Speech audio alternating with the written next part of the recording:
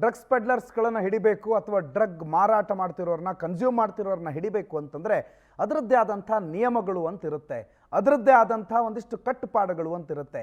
ಯಾರೋ ಒಬ್ಬ ಕಾನ್ಸ್ಟೇಬಲ್ ಹೋಗಿ ನೀನು ಡ್ರಗ್ಸ್ ಎತ್ತಿದೆಯಾ ಬಾ ಅಂತ ಹೇಳಿ ಎಳ್ಕೊಂಬರೋದಕ್ಕೆ ಸಾಧ್ಯನೇ ಇಲ್ಲ. ಅದಕ್ಕೆ ಅದರದ್ದೇ ಆದಂಥ ನೀತಿ ನಿಯಮಗಳು ಅಂತಿರುತ್ತೆ.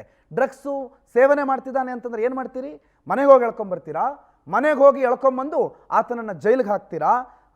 ನಶೆಕೋರರನ್ನು ಹಿಡಿದು ಬಿಡ್ತೀರಾ? ಏನೇನು ಮಾಡ್ತೀರಿ? ಡ್ರಗ್ಸು ಗಾಂಜಾ ಪೆಡ್ಲರ್ಗಳನ್ನು ಹಿಡಿಯೋದಕ್ಕಿರುವ ರೂಲ್ಸ್ಗಳು ಗೊತ್ತಿದೆಯಾ ಅಶೋಕ್ ಸರ್? ಒಂದು ಸಲ ನೀವು ಹೇಳಿಬಿಡಿ ಹಿಂಗಿಂಗ್ ರೂಲ್ಸ್ ಇದೆ ಅಂತ. ಗೆಜೆಟೆಡ್ ಆಫೀಸರ್ ಇರಬೇಕು. ಪೆಡ್ಲರ್ಗಳ ವಿರುದ್ಧದ ಕಾರ್ಯಾಚರಣೆ ಏನು ಮಾಡ್ತಾರೆ ಅದರ ಕಂಪ್ಲೀಟ್ ವಿಡಿಯೋ ರೆಕಾರ್ಡ್ ಆಗಬೇಕು. ಆದರೆ ಇದು ಯಾವುದೂ ಈ ಆಡುಗೋಡಿ ಅಶೋಕಂಗೆ ಗೊತ್ತೇ ಇಲ್ಲ. ಇಡೀ ದಿನ ಮೊಬೈಲ್ ಫೋನ್ ಕಸ್ಕೊಂಡು ಸ್ಟೇಷನಲ್ಲಿ ಇಟ್ಕೋತಾನೆ. ಯಾಕೆ? ಮೊಬೈಲನ್ನು ಕತ್ಕೊಂಡು ನೀವು ಸ್ಟೇಷನಲ್ಲಿ ಇಟ್ಬಿಟ್ರೆ ಅವ್ರಿಗೆ ಭಯ ಆಗ್ಬಿಡುತ್ತೆ. ಅಯ್ಯೋ ಫೋನ್ ಹಿಡ್ಕೊಂಡ್ಬಿಟ್ಟಿದ್ದಾನೆ ಅಂತ ಅನಿಸ್ಬಿಡುತ್ತೆ, ಮತ್ತೊಂದು ಮಗದೊಂದು ಆಗ್ಬಿಡುತ್ತೆ. ಕಾರ್ಯಾಚರಣೆ ವಿಡಿಯೋ ಮಾಡಬೇಕು, ರೂಲ್ಸ್ಗಳು ಅಂತಿರುತ್ತೆ, ನಿಯಮಗಳು ಅಂತಿರುತ್ತೆ, ಕಾನೂನಲ್ಲಿ ಹಿಂಗೆ ಮಾಡಬೇಕು ಅಂತಿರುತ್ತೆ. ಯಾವುದನ್ನು ಒಂದಾದರೂ ಈತ ಮಾಡಿದಾನ ಈ ಅಶೋಕಪ್ಪ? ಕಾನ್ಸ್ಟೇಬಲ್ ಅಂತ ಕರೆಸ್ಕೊಳ್ಳುವ, ಪೊಲೀಸು ಅಂತ ಕರೆಸ್ಕೊಳ್ಳುವ, ಆ ಕಾಕಿ ಹಾಕೊಂಡು ಓಡಾಡುವಂಥ ನಾಚಿಕೆಗೆಟ್ಟ ಮಾನಗೇಡಿ ಅಶೋಕ. ಈ ಅಶೋಕ ಮಡಿವಾಳ ಠಾಣೆಯ ಸಿಬ್ಬಂದಿಯಾಗಿ ಯಾಕೆ ಕೆಲಸ ಮಾಡ್ತಾನೆ? ಇದ್ಯಾವುದೂ ಇಲ್ಲ ಅಂತಂದರೆ ಆಡುಗೋಡಿಯ ಪೊಲೀಸ್ ಕಾನ್ಸ್ಟೇಬಲ್ ಆಗಿರುವ ಅಶೋಕಂಗೆ ಇದ್ಯಾವುದು ಗೊತ್ತೇ ಇಲ್ವಾ? ಮೊಬೈಲನ್ನು ಯಾಕೆ ಇಡೀ ದಿನ ಇಟ್ಕೋತಾನೆ? ವಿದ್ಯಾರ್ಥಿಗಳನ್ನು ಹಿಂಗೆ ಟ್ರಾಪಲ್ಲಿ ಸಿಕ್ಸಾಕಿ ಆ ವಿದ್ಯಾರ್ಥಿಗಳ ಜೀವನವನ್ನು ಹಾಳು ಮಾಡಿರುವ ಅಶೋಕಂಗೆ ಇನ್ನೇನು ಮಾಡ್ಬೇಕು ನಾವು? ವೆಂಕಟೇಶ್ ಬಗ್ಗೆ ಮಾಹಿತಿ ಕೊಡ್ತಾರೆ. ವೆಂಕಟೇಶ್, ಹಲವು ಪ್ರಶ್ನೆಗಳು. ಆ ಎಲ್ಲ ಪ್ರಶ್ನೆಗಳಿಗೆ ಮೊದಲು ಏನಿದು ಕಹಾನಿ, ಏನಿದು ಸ್ಟೋರಿ, ಯಾರ ವಿದ್ಯಾರ್ಥಿಗಳು? ರಣುತ್, ನಿಜಕ್ಕೂ ಇದೊಂದು ರೀತಿಯಾದಂಥ ಬೆಚ್ಚಿ ಬೀಳುವಂತಹ ಸುದ್ದಿ. ಏನಂತ ಹೇಳಿದ್ರೆ, ಡ್ರಗ್ಸ್ ಮುಕ್ತ ಭಾರತ ಮಾಡ್ತೀವಿ, ಡ್ರಗ್ಸ್ ಮುಕ್ತ ಕರ್ನಾಟಕ, ಡ್ರಗ್ಸ್ ಮುಕ್ತ ಬೆಂಗಳೂರು ಮಾಡ್ತೀವಿ ಅಂತ ಪೊಲೀಸರು, ಕಮಿಷನರ್ ಆಗಿರ್ಬೋದು, ಹೋಮ್ ಮಿನಿಸ್ಟರ್ ಆಗಿರ್ಬೋದು, ಎಲ್ಲರೂ ಕೂಡ ಪುಂಖಾನುಪುಂಖವಾಗಿ ಹೇಳ್ತಾನೇ ಇದ್ದಾರೆ. ಆದರೆ ಈಗ ಈ ಒಂದು ಸ್ಟೋರಿಯನ್ನು ನೋಡ್ತಾ ಹೋದರೆ ನಿಜಕ್ಕೂ ಪೊಲೀಸರು ಎಲ್ಲೋ ಒಂದು ಕಡೆ ಪ್ರೋತ್ಸಾಹ ಕೊಡ್ತಾ ಇದ್ದಾರಾ ಅನ್ನೋಂಥ ಅನುಮಾನಗಳು ಕೂಡ ದಟ್ಟವಾಗ್ತಾ ಇದೆ. ಸೊ ಖಾಸಗಿ ಕಾಲೇಜಿನಲ್ಲೇ ಪ್ರತಿಷ್ಠಿತ ಕುಟುಂಬಗಳಿಂದ ಬಂದಂತಹ ವಿದ್ಯಾರ್ಥಿಗಳನ್ನು ಟಾರ್ಗೆಟ್ ಮಾಡುವಂಥದ್ದು. ಇವರು ಒಂದು 2-3 ವರ್ಷಗಳಿಂದ ಕೂಡ ಪೊಲೀಸರಿಗೆ ಇನ್ಫಾರ್ಮರ್ಗಳಾಗಿ ಕೆಲಸ ಮಾಡ್ತಾ ಇದ್ದಾರೆ. ಇವರು ಕೂಡ ಕನ್ಸ್ಯೂಮರ್ಗಳಾಗಿದ್ದಂಥ ಸಂದರ್ಭಗಳಲ್ಲಿ ಕೂಡ ಯಾರೋ ಅವ್ರು ಕೊಟ್ಟಂಥದ್ದನ್ನು ಇಟ್ಕೊಂಡಿರ್ತಾರೆ. ಆ ಸಂದರ್ಭದಲ್ಲಿ ಇವ್ರನ್ನೂ ಇಟ್ಕೊಂಡು ಈ ಒಂದು ಪ್ರಕರಣದಲ್ಲಿ ನಿಮ್ಮನ್ನು ಕೂಡ ಆರೋಪಿಗಳನ್ನಾಗಿ ಮಾಡ್ತೀವಿ ಅಂತ ಹೇಳಿ ಎದುರಿಸ್ತಾರೆ. ಜೊತೆಗೆ ನಿಮಗೆ ಗೊತ್ತಿರುವಂತಹ ಒಂದು ಸರ್ಕಲ್ ಏನಿದೆ, ಅವ್ರ ಹತ್ರ ಯಾರ್ಯಾರು ಬರ್ತಾರೆ, ಯಾರ್ಯಾರು ಗಾಂಜಾವನ್ನು ತೆಗೆದುಕೊಳ್ತಾರೆ ಅಂಥವ್ರ ಇನ್ಫಾರ್ಮೇಷನ್ಗಳನ್ನು ನೀವು ಕೊಡಬೇಕು, ನಮ್ಮ ಜೊತೆ ನೀವು ಕೆಲಸ ಮಾಡಬೇಕು ಅಂತ ಹೇಳಿ ಎದುರಿಸ್ತಾರೆ. ಆಗ ಅವ್ರು ಹೇಳುವಂಥದ್ದು ಅಂದರೆ, ವಿದ್ಯಾರ್ಥಿಗಳು ಹೇಳ್ತಾರೆ, ಏನೋ ತಿಳಿದೆ ತಪ್ಪಾಗಿದೆ ಸರ್, ಇನ್ನು ಮುಂದೆ ಈ ರೀತಿಯಾದಂಥ ಯಾವುದೇ ರೀತಿಯಾದಂಥ ತಪ್ಪನ್ನು ನಾವು ಮಾಡಲ್ಲ, ನಮ್ಮಷ್ಟಕ್ಕೆ ನಾವು ಜೀವನ ಮಾಡ್ತೀವಿ, ನಮ್ಮನ್ನು ಬಿಟ್ಟು ಅಂತ ಹೇಳಿ ಕೂಡ ಸಾಕಷ್ಟು ಪರಿಪರಿಯಾಗಿ ಬೇಡ್ಕೊಳ್ತಾರೆ.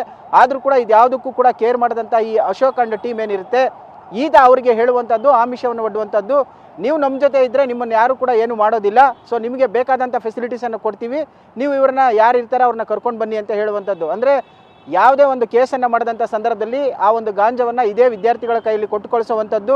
ಸೊ ಅವರು ಹೋಗಿ ಯಾರು ಒಂದು ಇವ್ರ ಹತ್ರ ಬೇಡಿಕೆಯನ್ನು ಇಡ್ತಾರೆ, ಅವರು ಬಂದು ತೊಗೊಳ್ಳೋಂಥ ಟೈಮ್ನಲ್ಲಿ ಸೊ ಇವರು ಅವರಿಗೆ ಕೊಟ್ಟು ಅಲ್ಲಿಂದ ಒಂದು 2 ಸೆಕೆಂಡ್ಗಳಲ್ಲಿ ಪಾಸ್ ಆಗಿದ್ದ ಕೂಡಲೇ ಇದೇ ಒಂದು ಟೀಮ್ ಬರುತ್ತೆ, ಅವರನ್ನು ಕೂಡ ಲಾಕ್ ಮಾಡ್ಕೊಳ್ತಾರೆ. ಸೊ ಲಾಕ್ ಮಾಡ್ಕೊಂಡಂಥ ಟೈಮ್ನಲ್ಲಿ ಅವರಿಂದ ವೆಂಕಟೇಶ್ ಮಾತನಾಡ್ತೀನಿ ನಿಮ್ಮನ್ನ. ನೊಂದು ವಿದ್ಯಾರ್ಥಿಯೊಬ್ಬರು ನಮ್ಮ ಜೊತೆಗೆ ಫೋನ್ ಸಂಪರ್ಕದಲ್ಲಿದ್ದಾರೆ. Please be on hold. ವಿದ್ಯಾರ್ಥಿ ಇದ್ದಾರೆ. ನಮಸ್ಕಾರ. ನಮಸ್ತೆ. ನೀವು ಎಲ್ಲಿ ಓದ್ತಾ ಇರೋದು? ನೀವು ಎಲ್ಲಿ, ಯಾವ? ಓಕೆ, ಈ ಅಶೋಕನ್ ಪರಿಚಯ ಹೆಂಗೆ ನಿಮಗೆ? ನಾನು ಬಂದು ಒಂದು ಕೇಸ ಸಿಕ್ಕಾಕೊಂಡಿದ್ದೆ ಇವ್ರ ಜೊತೆ. ಓಕೆ. ಸಿಕ್ಕಾಕೊಂಡಿದ್ದಾದ್ಮೇಲೆ ದೇ ಆಫರ್ಡ್ ಮೀ ಕ್ಯಾಶ್ ಮತ್ತೆ substances, drugs. Basically, you were a consumer before. Yeah, so I was a consumer before, and when I came into this, they turned me into a business. Okay, ನಿಮ್ಮನ್ನ ಅವರು arrest, ನೀವು ಒಂದ್ ಕಡೆ ತಗ್ಲಾಕೋತೀರಿ, ತಗ್ಲಾಕೊಂಡಿದ ತಕ್ಷಣ ಇದೇ ಅಶೋಕನೇ ನಿಮ್ಮನ್ನ ಹಿಡಿದಿದ್ದು? ಹೌದು ಸರ್, ಅವರೇ ಸರ್. ಓಕೆ, ಏನ್ ಆಫರ್ ಮಾಡ್ತಾನಾತ? ಸೊ ಒಂದು ಫೋನ್ ಕೊಡ್ತಾರೆ, ಆ ಫೋನಲ್ಲಿ ಡೇಟಾ ಎಲ್ಲ ಹುಡ್ಕಕ್ಕೆ, ಒಂದೊಂದು ಅಡ್ರೆಸ್ ತೆಗಿಯಕ್ಕೆ ಆಲ್ಮೋಸ್ಟ್ ಒಂದು 5,000 ಕ್ಯಾಶ್ ಕೊಟ್ರು. ಅದು ಬಿಟ್ರೆ they basically give me some ganja. Okay, ನೀವು ಒಂದು ಹೆಚ್ಚು ಕಮ್ಮಿ 3 ವರ್ಷ ಕೆಲಸ ಮಾಡಿದ್ದೀರಾ almost 2 to 3 years. Yes, it's been the same way where they offer me. Fine, I understood. ಈಗ ಟೋಟಲ್ ಆಗಿ ನೀವು ಎಷ್ಟು ಜನರನ್ನ ಹಿಡ್ಕೊಂಡ್ಬಂದು ಈತನ ಮುಂದೆ ಇಟ್ಟಿದ್ದೀರಿ? ಈತ ಹೇಳಿರುವ ಟಾಸ್ಕ್ಗಳನ್ನ ಎಷ್ಟು ಜನನ್ನ ಕರ್ಕೊಂಡ್ಬಂದು ನಿಲ್ಸಿದ್ದೀರಿ ಇವ್ನ ಮುಂದೆ? 200 at least. Probably 200 innocent civilians. ಅವ್ರದ್ದೇನು ಲಾಫುಲ್ ಆಗಿ ಅವ್ರೇನು ಮಾಡಿಲ್ಲ, ಬಟ್ ಇವ್ರು ಹರಾಸ್ ಮಾಡೋದು ಅಷ್ಟೇ. ಇನ್ನೋಸೆಂಟ್ ಸ್ಟೂಡೆಂಟ್ಸ್ ಅವ್ರಿಗೂ ಇದಕ್ಕೇನು ಸಂಬಂಧನೇ ಇಲ್ದಿರುವಂತೆ 200 ಜನ. ಹೌದು. ಅಂದ್ರೆ ಅವ್ರು ಸ್ವಲ್ಪ ದುಡ್ಡಿರೋರೇ ಬೇಕು ಅಂತಿದ್ನಾ ಅಥವಾ ಏನು? ದುಡ್ಡಿರೋರೇ ಬೇಕು ಅವ್ರಿಗೆ. ಹಾಗೆ ಅವರು ಬಡ್ರ ಮಕ್ಕಳು ಮುಟ್ಟಲ್ಲ, ಏನಿಲ್ಲ. ದುಡ್ಡಿರೋರು ಮಿಡ್ಲ್ ಕ್ಲಾಸ್, ತುಂಬಾ ದುಡ್ಡಿರೋರು ಬೇಡ, ಯಾಕಂದ್ರೆ ಇನ್ಫ್ಲೂಯೆನ್ಸ್ ಯೂಸ್ ಮಾಡ್ತಾರೆ. ಇವನೇ ಟಾರ್ಗೆಟ್ ಕೊಡ್ತಾ ಇದ್ನಾ, ಇಂಥವನ್ನ ಹೋಗಿ ಹಿಡ್ಕೋ, ಇಂಥವನ್ನ ವಿಚಾರಿಸು, ಇಂಥವನ್ನ ಕರ್ಕೊಂಬ ಅಂತ ಹೇಳಿ ಟಾರ್ಗೆಟ್ ಈತನೇ ಕೊಡ್ತಿದ್ದ ಅಥವಾ ನೀವು ಫಿಕ್ಸ್ ಮಾಡ್ತೀರಾ? 12 ಜನ ಇದಾರೆ ಸರ್, ಅವರೆಲ್ಲ ಟಾರ್ಗೆಟ್ ಹುಡ್ಕೋದೇ ಕೆಲಸ. ಓಕೆ, ಟಾರ್ಗೆಟ್ ಹುಡುಕಿ ನಿಮಗೆ ಹೇಳ್ತಾ ಇದ್ರು, ನೀವು ಅವರನ್ನ ಡೀಟೇಲ್ ಮಾಡಿ ಅವ್ರನ್ನ ಡೀಟೇಲ್ ತಗೊಂಡು ಇವ್ರ ಮುಂದೆ ಇಡ್ತಾ ಇದ್ರಿ.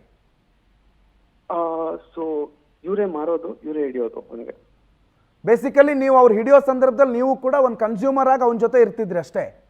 ನೀವು ಕರೆಕ್ಟ್. ಅಂದ್ರೆ ನಿಮ್ಮಿಬ್ಬರನ್ನು ಅರೆಸ್ಟ್ ಮಾಡ್ಕೊಂಡ್ ಬಂದಂಗೆ ಕರ್ಕೊಂಡ್ ಬರ್ತಾನೆ, ಅವ್ರನ್ನ ಮಾತ್ರ ಹಿಡ್ಕೊಂಡು ನಿನ್ನ ಬಿಟ್ಟು ಕಳಿಸ್ತಾನೆ.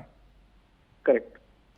ಓಕೆ, ಈ ಅಶೋಕನ್ ಗ್ಯಾಂಗ್ ಅಲ್ಲಿ ಎಷ್ಟು ಜನ ಇದ್ದಾರೆ ಪೊಲೀಸರು?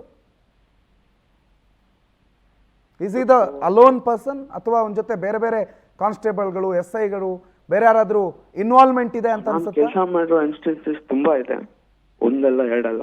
ಓಕೆ, ಸೊ ಎವ್ರಿ ಸಿಚುವೇಶನ್ ಅಲ್ಲಿ ಇವರೊಬ್ಬರೇ ಕಾಮನ್ ಫ್ಯಾಕ್ಟರ್. ಇವರೊಬ್ರು ಕಾಮನ್, ಅವ್ರ ಜೊತೆಗೆ ಬೇರೆ ಬೇರೆ ಇರ್ತಾರೆ. ಆದ್ರೆ he runs it like his own business. ಅವ್ರದ್ದು ಬಿಸ್ನೆಸ್ ಆಗುತ್ತೆ. ನೀವೀಗ 200-220 ಜನರನ್ನ ತಗೊಂಬಂದು ಇವ್ರ ಮುಂದೆ ನಿಲ್ಸಿದಿರಲ್ಲ, ಎಷ್ಟು ಕಂಪ್ಲೇಂಟ್ ಆಗಿದೆ NDPS ನಲ್ಲಿ? Almost 5 to 6 cases. ರೆಸ್ಟ್ ಮಿಕ್ಕಿರೋದು ಎಲ್ಲವೂ ದುಡ್ಡು ತಗೊಂಡು ಸೆಟಲ್ಮೆಂಟೇನೆ. ಸೆಟ್ಲ್ಮೆಂಟ್ ಅಂದ್ರೆ ಯಾವ ರೀತಿ ಸೆಟ್ಲ್ಮೆಂಟ್ ಈತನದು? ಪೇರೆಂಟ್ಸ್ ಹತ್ರ ಮಾತಾಡ್ತಾನ, ವಿದ್ಯಾರ್ಥಿಗಳ ಹತ್ರನೇ ಮಾತಾಡ್ಕೋತಾನ, ಅಥವಾ ಹೈಯರ್ ಅಥಾರಿಟಿ ಅವ್ರಿಗೆ ಹೋಗ್ತಾನ? ಅಗೇನ್ ಕೇಸ್ ಮೇಲೆ ಅವರು ಯೋಚನೆ ಮಾಡ್ತಾರೆ, ಇವನ್ ಕೈಯಲ್ಲಿ ಆಗತ್ತಾ, ಇವನ್ ಫ್ರೆಂಡ್ಸ್ ಏನಾದ್ರು ಹೆಲ್ಪ್ ಮಾಡ್ತಾರಾ, ಹಂಗಿದ್ರೆ ಫ್ರೆಂಡ್ಸ್ ಹತ್ರ ಕರ್ಸ್ಕೊಂಡು. Okay, drugs in the sense only ganja ಮಾತ್ರ ಅಥವಾ ಕೆಮಿಕಲ್ ಡ್ರಗ್ಸ್ ಗಳನ್ನ, MDMA ಕ್ರಿಸ್ಟಲ್ಸು ಅಥವಾ ಬೇರೆ ಬೇರೆ ಸ್ಟ್ರಿಪ್ಸ್ಗಳನ್ನು ಈತ ಈ ಡ್ರಗ್ ಕೇಸಲ್ಲಿ ಯೂಸ್ ಮಾಡ್ತಿದ್ನಾ ಅಥವಾ ನಿಮಗೆ ಸಪ್ಲೈ ಮಾಡ್ತಾ ಇದ್ನಾ? ಸೊ ನಮಗ್ ಸಪ್ಲೈ ಅಂದ್ರೆ ನಮಗ್ ಬರೀ ಏನೋ ಒಂದು ಚೂರ್ ಸಿಗ್ತಾ ಇತ್ತು, may be 4000 rupees or 2000 rupees worth of drugs. ಅವ್ರ again it's very metered.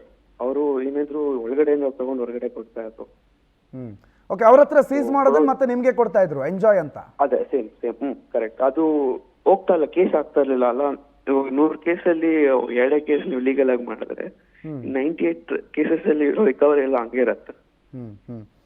But I heard ನಿಮ್ಮನ್ನು, ನೀವು ಇನ್ಫಾರ್ಮರ್ ಆಗಿ ಕೆಲಸ ಮಾಡ್ತಿರೋರ್ನು ಕೂಡ ಅರೆಸ್ಟ್ ಮಾಡ್ಕೊಂಡು 2 ದಿನ ಮೊಬೈಲ್ನ ಕತ್ತಿಟ್ಕೊಂಡು ಹಾಕಿ ಬ್ಯಾಟಲ್ ಎಲ್ಲ ನಿಮ್ಮ ಮೇಲೆ ಹಲ್ಲೆ ಮಾಡಿದ್ದಾರೆ ಅನ್ನೋ ಸುದ್ದಿ ಇತ್ತು.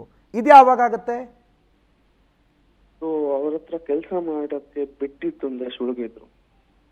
ಓಕೆ, ನೀವು ಕೆಲಸ ಮಾಡೋದು ಬಿಟ್ಟಿದ್ರಿ, ಅವರಿಂದ ದೂರ ಆಗಿದ್ರೆ ಅವ್ರಿಗೆ ಆಗಲ್ಲ ಹಂಗೆ. ಓಕೆ, ಅಂದ್ರೆ ನಿಮ್ಗೊಂಥರ ಬ್ಲಾಕ್ ಮೇಲ್ ಮಾಡ್ತಾರೆ? ನಾವೆಲ್ಲ ಬ್ಲಾಕ್ ಮೇಲ್ ಮಾಡ್ತಾರೆ, ಕರೆಕ್ಟ್. ನಾವು ಬೇರೆ ಕಡೆ ಹೋದ್ರೆ ಹೆಲ್ಪ್ಗೆ ಅದು ಇದಕ್ಕೆ, ನೀನ್ ಏನಕ್ಕೆ ಹೋದೆ, ನೀನ್ ಬೇರೆ ಪೊಲೀಸ್ ಅವ್ರ ಹತ್ರ ಹೆಂಗ್ ಹೋಗ್ತೀಯಾ, ಓಕೆ ನಿಮ್ ಮನೆಗ್ ಬರ್ತೀನಿ, ನುಗ್ ಕರ್ಕೊಂಡು ಹೋಗ್ತೀನಿ, ವಿತೌಟ್ ವಾರೆಂಟ್, ಏನೂ ಇಲ್ಲ ಅವ್ರ ಹತ್ರ, ಪ್ರೂಫೇ ಇಲ್ಲ, ಏನೂ ಇಲ್ಲ ಅವ್ರ ಹತ್ರ. ಆಲ್ಮೋಸ್ಟ್ ನೀವೀಗ 200 ಜನ ಅಂತಂದ್ರಲ್ಲ, ನೀವೊಂದು 200 ಜನನ ಕರ್ಕೊಂಡ್ಬಂದು ನಿಲ್ಸಿದಿರಲ್ಲ, ಒಂದು ಪ್ರೊಬೆಬಲಿ ಒಂದು ಲೆಕ್ಕಾಚಾರ, ಒಂದು ಅಂದಾಜು ಅಂತಂದ್ರೆ ಎಷ್ಟು ಹಣ ಮಾಡಿರ್ಬೋದು ಈ ವ್ಯಕ್ತಿ? ಒಬ್ರೊಬ್ರ ಹತ್ರ ಒಂದು ಮಿನಿಮಮ್ ಇಂತಿಷ್ಟು ಅಂತ ಏನಾದ್ರು ಫಿಕ್ಸ್ ಇತ್ತಾ ಅಥವಾ ಎಷ್ಟು ತಗತ್ತಿದ್ದ ಒಬ್ರೊಬ್ರ ಹತ್ರ? Minimum 1 lakh sir, 1 lakh 1.2 lakhs minimum. ನೀವೆಷ್ಟೇ ಬಡವರಾಗಿದ್ರೆ ನಿಮ್ ತಾಳಿ ಮಾರ್ಸಾದ್ರು 1 lakh. 1 lakh minimum. ನೀವು 200 ಜನ ಹಿಡಿದಿದ್ರೆ ಒಂದು 10 ಜನರ ಕೇಸ್ ಆಗಿದೆ ಅಂತಂದ್ರೆ 190 ಜನರ ಹತ್ರ ಪರ್ ಹೆಡ್ 1 lakh ಅಂತಂದ್ರೆ around 2 crore. That is approximate. Yes, actual approximate, prices may be around 4 to 5 crores. ನಾನು ಪರ್ಸನಲ್ ಆಗಿ ನಾನೊಂದು ಲಾಸ್ಟ್ 2 years ಬಿಟ್ಬಿಟ್ಟಿದ್ದೀನಿ, ಆಲ್ಮೋಸ್ಟ್ 1 year ಇಂದ. ಬಟ್ 2 years ನಾನು ನೋಡಿರೋ ಪ್ರಕಾರ at least 4 to 5 crores. Right. Thank you so much for the information. Don't worry. Thank you ನಮ್ಮ ಜೊತೆಗೆ ಮಾತನಾಡಿದ್ದಕ್ಕೆ. ಹಾಗಾದ್ರೆ ಏನ್ ನಡೀತಿದೆ? ಪೊಲೀಸ್ ಆಯುಕ್ತರೇ, ಗೃಹ ಸಚಿವರೇ, ಆಡ್ಗೋಡಿ ಸ್ಟೇಷನ್ ಬಿಟ್ಟು ಈತ ಮಡಿವಾಳದಲ್ಲಿ ಏನ್ ಮಾಡ್ತಾನೆ? ಮಡಿವಾಳ ಸ್ಟೇಷನ್ ಅಲ್ಲಿ ನಿಮಗೆ ಸಿಬ್ಬಂದಿ ಕೊರತೆ ಇದೆಯಾ? ಸಿಬ್ಬಂದಿನೇ ಇಲ್ವಾ? ಅಥವಾ ಮಡಿವಾಳ ಠಾಣೆಯ ಸಿಬ್ಬಂದಿ ಪಾಲುದಾರರ ಲಂಚಾವತಾರ ಎಲ್ಲೆಲ್ಲಿ? DCP ಮೇಡಮ್ ಅವರೇ ಪರ್ಮಿಷನ್ ಏನಾದ್ರು ಕೊಟ್ಬಿಟ್ರಾ ಅಥವಾ ಅವ್ರ ಗಮನದಲ್ಲೇ ಇಲ್ವಾ? ಪೊಲೀಸ್ ಕಮಿಷನರ್ ಏನಂತಾರೆ ಇದಕ್ಕೆ? DCM ಏನಂತಾರೆ? ಯಾರು ತಪ್ಪು? ಆಡುಗೋಡಿ ಠಾಣೆ ಕಾನ್ಸ್ಟೇಬಲ್ ಅಶೋಕ್ ಕೃತ್ಯಕ್ಕೆ ಇಡೀ ಪೊಲೀಸರ ಹೆಸರ ಮೇಲೆ ಕಪ್ಪು ಚುಕ್ಕೆ. ಪೊಲೀಸರು ಡ್ರಗ್ಸ್ ಹಿಡಿತಾರೆ ಅಂತ ಅನ್ಕೊಂಡ್ರೆ ಇವ್ರು ಇದೇ ಕೆಲಸ ಮಾಡ್ತಿದ್ದಾರೆ. ಹೀಗೆ ಮಾಡ್ತಾರೆ ಅಂತಂದ್ರೆ ಹೇಳಿ ಕಮಿಷನರ್ ಸರ್, ಯಾವತ್ತು ಕರ್ನಾಟಕ ಬಿಡಿ ಬೆಂಗಳೂರು ಯಾವಾಗ ಆಗುತ್ತೆ ಒಂದು ರೀತಿಯಲ್ಲಿ ಏನು ಡ್ರಗ್ಸ್ ಮುಕ್ತ ಬೆಂಗಳೂರು, ಡ್ರಗ್ಸ್ ಮುಕ್ತ ಕರ್ನಾಟಕ ಆಗೋದು ಸಾಧ್ಯ ಆಗುತ್ತಾ? ಇಂಥ ಅಧಿಕಾರಿಗಳನ್ನು ಇಟ್ಕೊಂಡು, ಇಂಥ ಪಾಪಿಗಳನ್ನು ನಮ್ಮ ಪೊಲೀಸ್ ಇಲಾಖೆಯಲ್ಲಿ ಇಟ್ಕೊಂಡು ಅವರಿಗೆ ಸಲ್ಯೂಟ್ ಹೊಡುವ ಪರಿಸ್ಥಿತಿ ನಮಗಿದೆ ಸರ್. 190+ ಅಟ್ಲೀಸ್ಟ್ ಒಂದು 2 CR 2 ಕೋಟಿ ಆಗುವಷ್ಟು ದುಡ್ಡನ್ನು ಈತ ಕೇವಲ 3 ವರ್ಷದಲ್ಲಿ ಅಮಾಯಕ ವಿದ್ಯಾರ್ಥಿಗಳನ್ನು ಪೀಕಿ ಅವರ ತಂದೆ ತಾಯಿಯ ಚಿನ್ನ ಆಭರಣ ಕರಿಮಣಿ ಸರ ಅದನ್ನು ಮಾರಿಸಿ ಆದರೂ ದುಡ್ಡು ತಗೊಂತಿದ್ದ, ದುಡ್ಡು ಪೀಕ್ತಾ ಇದ್ದ. ಇದಕ್ಕಿಂತ ಇನ್ನೇನು ಸಾಕ್ಷಿ ಬೇಕು? ನಮಗೆಲ್ಲ ಪ್ರಶ್ನೆ ಕಾಡೋದೇನು ಗೊತ್ತಾ? ಇದೆಲ್ಲ ಒಬ್ಬ ಅಶೋಕನಿಂದ ಮಾತ್ರ ಸಾಧ್ಯನಾ? ಕೇವಲ ಒಬ್ಬ ಅಶೋಕ ಇಷ್ಟೆಲ್ಲ ಮಾಡ್ತಾನೆ ಅಂತಂದ್ರೆ ಇಸ್ ಇಟ್ ಪ್ರಾಕ್ಟಿಕಲಿ ಪಾಸಿಬಲ್? ಸಾಧ್ಯ ಇದೆಯಾ? ಇದೀಗ ಮಾತನಾಡಿದ್ದಾರೆ ಗೃಹ ಸಚಿವರು. ದಂಧೆಯಲ್ಲಿ ಯಾರೇ ಭಾಗಿಯಾಗಿದ್ರು ನಿರ್ದಾಕ್ಷಿಣ್ಯ ಕ್ರಮ ಅಂತ ಹೇಳಿದ್ದಾರೆ. ವಿದ್ಯಾರ್ಥಿಗಳೇ ಆಗಿರಲಿ, ಪೊಲೀಸರೇ ಆಗಿರಲಿ, ಕ್ರಮ ಕೈಗೊಳ್ತೀವಿ ಅಂತಂದಿದ್ದಾರೆ. ಪವರ್ ಟಿವಿ ವರದಿಗೆ ಗೃಹ ಸಚಿವರು ಡಾಕ್ಟರ್ ಪರಮೇಶ್ವರ್ ಪ್ರತಿಕ್ರಿಯೆ ಕೊಟ್ಟಿದ್ದಾರೆ. ಯಾರ್ಯಾರು ಈ ದಂಧೆಯಲ್ಲಿದ್ರೆ ಅವರೆಲ್ಲರ ಮೇಲೂ ನಿರ್ದಾಕ್ಷಿಣ್ಯ ಕ್ರಮ ಕೈಗೊಳ್ತೀವಿ. ಅವರು ಪೊಲೀಸರೇ ಆಗಿರಲಿ, ವಿದ್ಯಾರ್ಥಿಗಳೇ ಆಗಿರಲಿ, ಈ ಸ್ಕ್ಯಾಮ್ ಅಲ್ಲಿ ಯಾರ್ಯಾರಿದ್ದಾರೆ ಅವರೆಲ್ಲರನ್ನ ಕಾನೂನಿನ ಒಳಗೆ ಏನೇನು ಮಾಡ್ಬೇಕು ಅದನ್ನು ಮಾಡ್ತೀನಿ ಅಂತ ಹೇಳಿದ್ದಾರೆ ಡಾಕ್ಟರ್ ಪರಮೇಶ್ವರ್ ಅವರ ಮೇಲೆ ನಂಬಿಕೆ ಇಟ್ಕೊಳ್ತಾ ಪೊಲೀಸರ ಮೇಲಿನ ಗೌರವ ಇನ್ನಾದರೂ ಜಾಸ್ತಿ ಆಗಲಿ ಅನ್ನುವಂಥ ಕಳಕಳಿ ಜೊತೆಗೆ ಪೊಲೀಸ್ ಇಲಾಖೆಯಲ್ಲಿ ಎಚ್ಚರಿಕೆಯಿಂದಿರಬೇಕು. ಇಂಥ ಪಾಪಿಗಳಿದ್ದಾರೆ ಇಲಾಖೆ ಹೆಸರು ಕೆಡಿಸೋದಕ್ಕೆ.